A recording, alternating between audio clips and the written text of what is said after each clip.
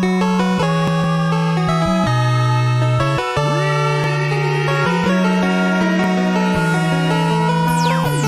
Canada.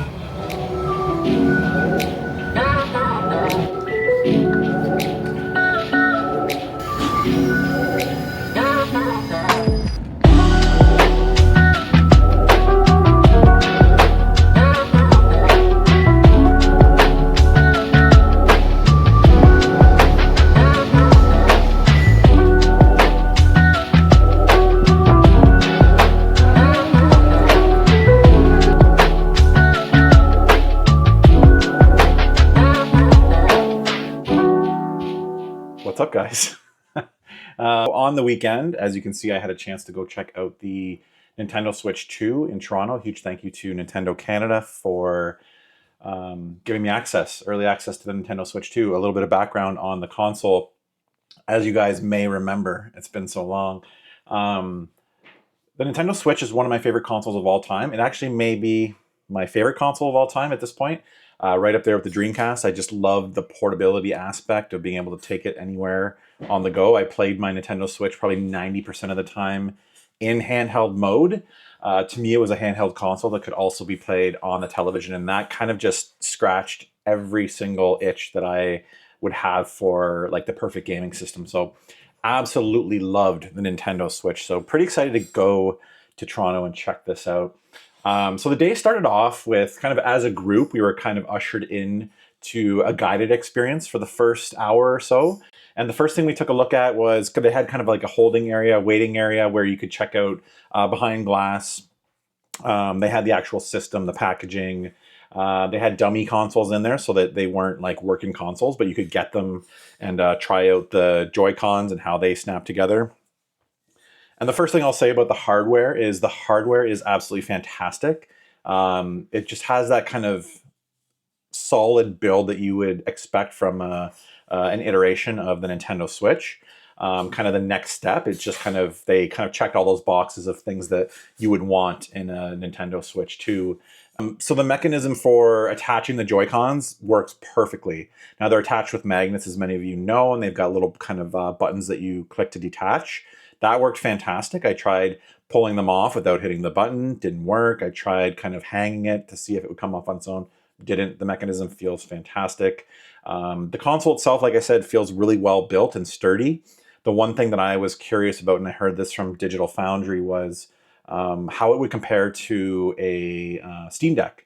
Right? The Steam Deck kind of feels bulky, a little bit clunky, feels good in the hands, might be a little bit better in terms of ergonomics than the Nintendo Switch 2. But the Nintendo Switch feels like a solid, almost like a slate. Feels good in the hands. Doesn't feel big and bulky. It just feels like a slightly larger Nintendo Switch. So I was really impressed with the hardware right off the bat. Got a quick look at some of the peripherals behind glass. Eventually I did get to have some hands-on. We were ushered into the first area, which was Mario Kart. Got a chance to play some Mario Kart World, both in docked and handheld modes. The first time I got to play the Nintendo Switch in handheld mode, which was super cool. The screen looks fantastic. Running at a pretty good frame rate. I think both were actually just running at 60 frames per second as far as I can remember. But the visuals look good. It's everything you would expect from a Nintendo Switch 2. Higher resolution, more characters, great particle effects, lighting. It just looked fantastic. It's exactly what I would expect from a next-gen Mario Kart. And it was a ton of fun. I don't think I've ever been anticipating a Mario Kart game as much as I am right now. I'm really excited to play that game. And that's good because there's not much in terms of first-party stuff for the launch date, right? So yeah, so I got to play probably 5 solid rounds of Mario Kart. Could not finish first in any of them. Just barely missed. I think top 3 every time. But yeah, it was a ton of fun. I love being able to some of the new features, being able to ride rails. Some of the new power-ups are awesome. It seems a lot more chaotic with so many more players on the track. So yeah, like I said, I'm super excited. Open world's kind of cool. Didn't get to play too much with that, but kind of in between races, more so in the next phase, which was the knockout mode. Essentially, you have to be basically, if you're in the bottom 4, I believe, you get knocked out and you don't move on. So it'll tell you, okay, you need to be top 16 at first or top 20 at first to progress. Really fun mode, but before that, it's kind of like a lot like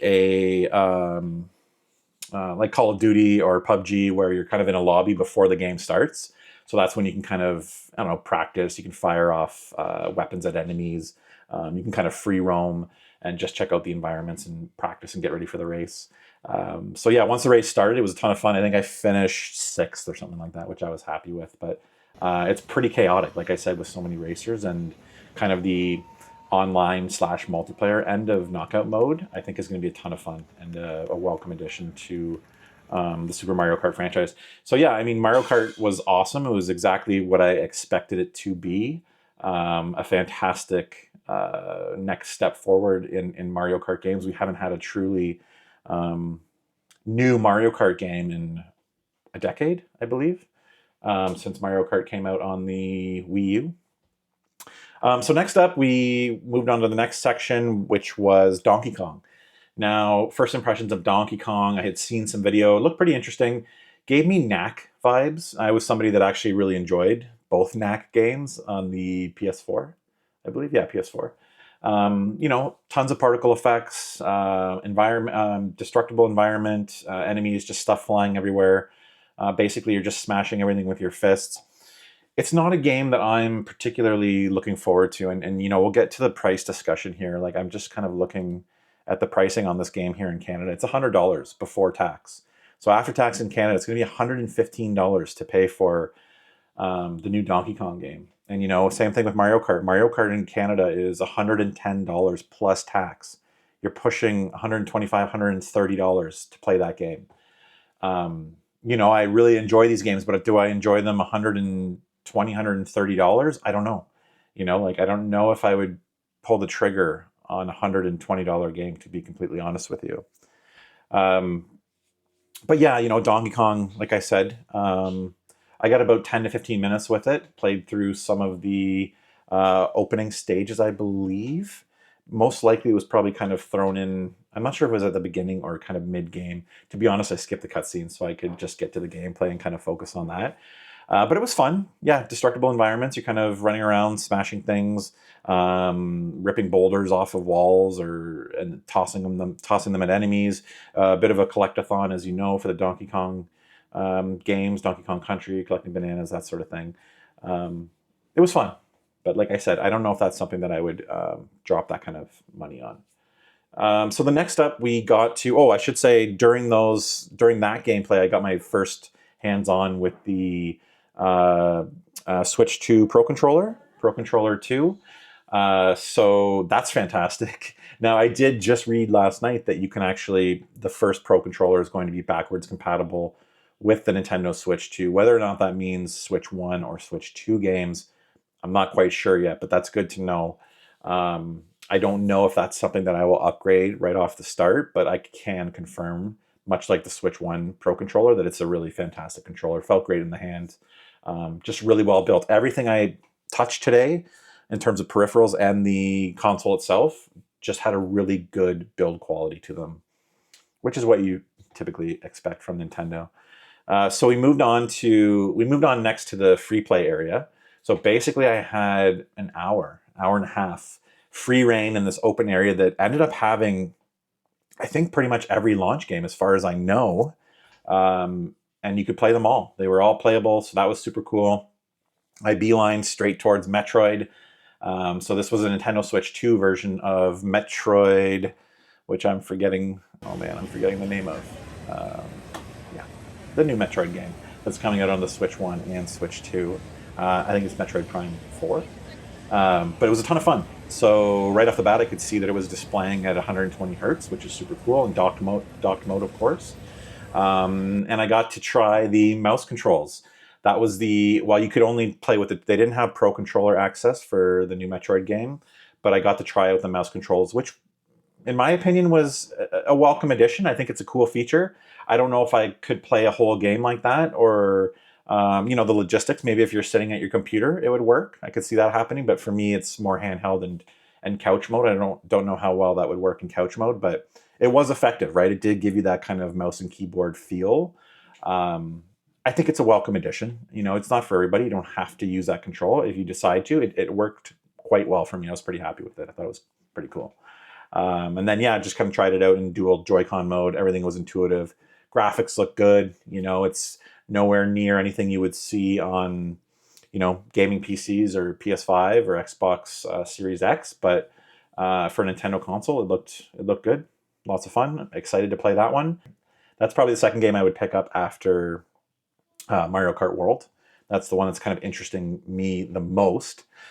Day one, it will be Legend of Zelda Tears of Kingdom, which I also got to see. Didn't get a chance to play, just kind of wanted to see more how it looked. And it definitely looks better, up-resed. I think it's running at a better frame rate, at least a more solid frame rate. Looked pretty good from the footage I saw. Both Tears of Kingdom and Breath of Wild look great. I actually didn't finish, I barely started Tears of the Kingdom. So to me, this is going to be, I'm going to be kind of seeing this as like another launch game for the Nintendo Switch 2 that I'll get to play day one. So that's super cool. But again, you know, $115 for that version here in Canada plus tax. So we're pushing 130 plus now for the Nintendo Switch 2 version of that game. So obviously I own that game, so it'll be an upgrade for me. I think it's a $10 upgrade as far as I know in the States, probably closer to 15 here in Canada. That's something I will do. That's something I can stomach. The next thing I wanted to talk about real quick is, what do they call that game? The Nintendo Welcome Center. I didn't write it down here. Welcome Tour. The Nintendo Welcome Tour. Now there's another kind of hot button topic. You know, should this game be a pack-in? Absolutely. You know, would it do Nintendo some good, give Nintendo a little bit of goodwill right now, which I think they could use? Yeah, you know, even if they said something to the effect of this game is going to be free to download for the first 30 days after the Nintendo Switch 2's launch, right? So just a kind of bonus to the people who went out there and, you know, wanted the console day one. You know, that being said, it's a $10 US game, close to 15 here in Canada. And it's interesting for nerds like us who want to know the intricacies of how the console's built, what kind of tech is inside it. And I think it did a pretty good job of that. Basically, you can walk around almost like museum style, like diorama museum style, but you're actually on the Switch itself, Switch 2. And yeah, all sorts of information. And then you can take quizzes after. But the big thing here were the mini games. And they were simple. So the one mini game I played was you were like dodging spaceships using the mouse controls. Again, pretty impressed with how precise the mouse controls were. I wasn't expecting much, but it worked well. And then the next one I played was kind of showing off the HD rumble, right? And the differences of what they're able to emulate with that rumble effect. So you could switch between maracas and rubber balls. And you could actually feel when you were shaking it, you know, it felt like rubber balls were shaking in like basically a maraca, but with rubber balls versus, you know, the small bead shaking in the maracas. So basically the HD rumble in these are pretty fantastic in my opinion. You know, the tech's come a long way when it comes to that stuff, and certainly the Switch 2 is taking advantage of that quite well. I most likely will pull the trigger on the Welcome Tour, just because I kind of like to learn everything about it, about the Switch 2, and that stuff is kind of cool for me to nerd out to. So, but absolutely should be a pack-in. Next up, I was able to try out the GameCube. So the GameCube functionality on the Nintendo Switch 2 on launch day. They're launching with F-Zero, oh boy, I'm going to forget, Super Mario Strikers, Wind Waker, and Soul Calibur 2. I was able to quickly try all of them. They all look pretty good. You can see they've been up-resed. You know, FMV videos still looked a bit grainy, but there's not much they can do about that. Controlled well. You can play in 4:3, or you can do widescreen mode. Now, I wasn't sure if you could only do widescreen mode on the games that supported it originally, or if you're forcing widescreen mode, which I'm not a fan of, but I think maybe F-Zero had a widescreen mode. Anyways, I played F-Zero in widescreen, and it looked pretty good. The controller itself is fantastic.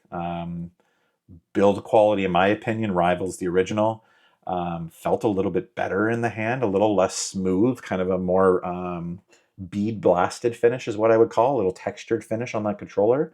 Felt really good in the hands. I don't own any of the classic controllers. If I were to pick one up, this would be the first time that I'd be looking at doing that. It was a really nice controller. Really happy with that one, and like I mentioned, the Pro 2 controller. Next up, I tried DriveXDrive.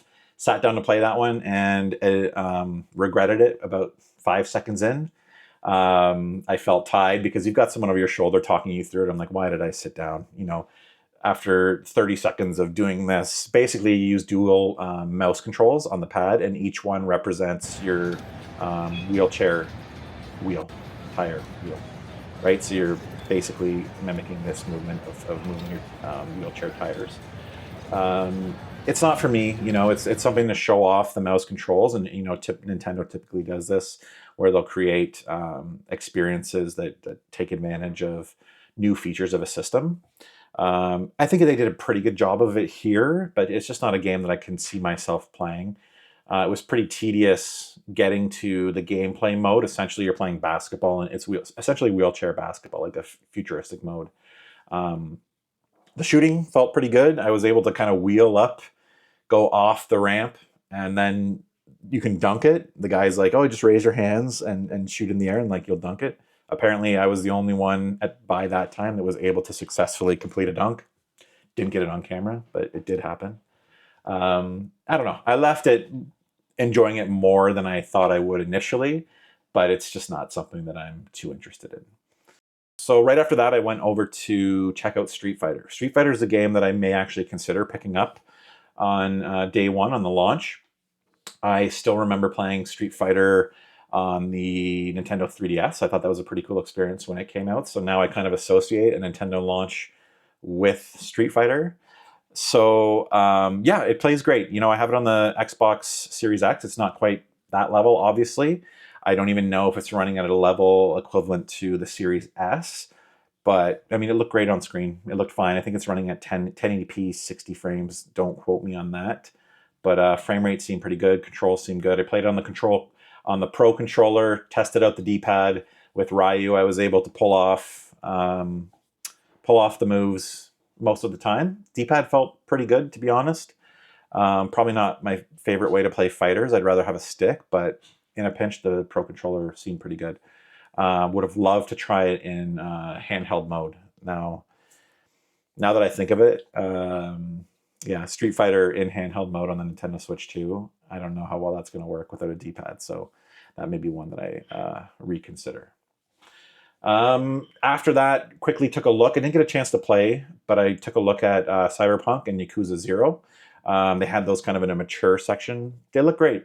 I think typically, you know, in terms of specs wise, we're looking at something around the PS4, between the PS4 and Series S, maybe, you know, but PS4 graphics in handheld mode, that's pretty good in my opinion, right? That screen can look really good despite not being OLED, right? So anyways, now I'm just babbling. It was a great experience. They had Hogwarts there. Looks great. I have no interest in trying that, but apparently it's a pretty good port from what I'm hearing. Kirby and the Forgotten Land is a game I played on the Switch 1 and enjoyed, but not something I'm really interested in now. And again, $115 plus tax here in Canada.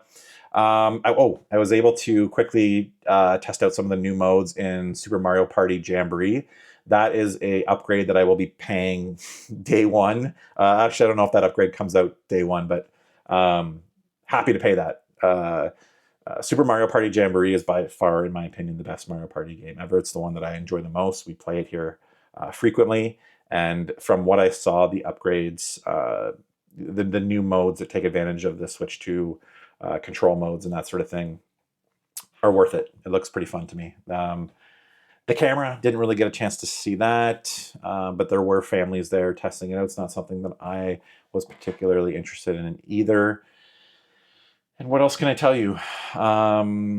My pre-ordering experience was a nightmare. Best Buy really screwed us here in Canada. Pre-orders were supposed to go live at 9 a.m. They did not. The site just crashed. Only because I had been refreshing for 2+ hours. They did go live. They started off by just kind of showing up on Best Buy's site, and then I wasn't able to actually add it to my cart, which I realized Typically what you do for these things is you sign into your account, make sure all your payment information is set, make sure your address is updated, did all that. And apparently it bit me in the butt because when I went being signed in, when I went to add it to cart, it wouldn't let me. So I had to sign out, go on a different browser, then it puts you in queue to put the thing in your cart. Okay, once it's in your cart, it puts you in another queue to pay for it. And by the time I got through all that, they were sold out.